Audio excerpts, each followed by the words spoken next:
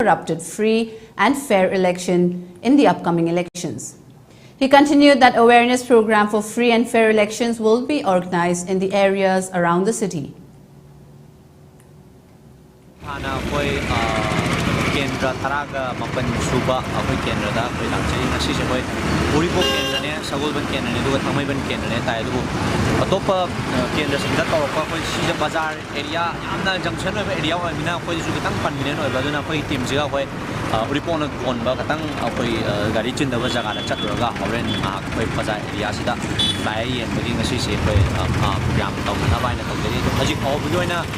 Prasagi response से documented फंसे club अदगी organization में आमना support हो गया था जरा high riba free and fair election campaign से movement से documented काम फंसे ना तब चले अलगा नियम चुनना कोई